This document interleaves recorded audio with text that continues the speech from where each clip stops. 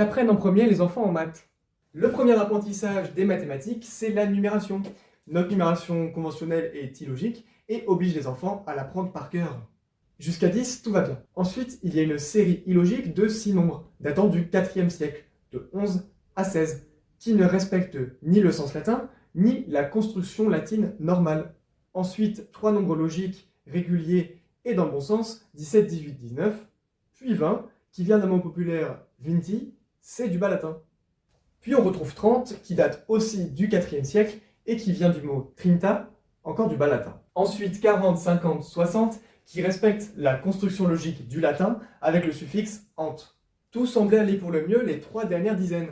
Et là, catastrophe. 70 ne respecte pas la construction précédente. Il est basé sur le système additif romain. On ajoute 10 à 60.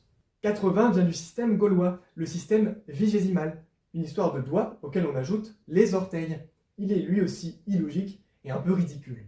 Puis on retrouve le pire 90 qui n'est pas logique à 2 titres, car il provient du système gaulois plus le système romain additif. C'est difficile de faire mieux. Il y a donc 9 constructions différentes et c'est cet empilement d'irrégularités qui pose problème à l'apprentissage.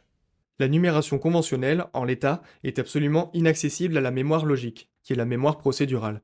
La seule façon de s'en sortir, c'est le par cœur, qui est fragile et qui prend du temps. Pour en savoir plus, n'hésitez pas à lire nos articles sur les fondamentaux mathématiques disponibles sur notre site web.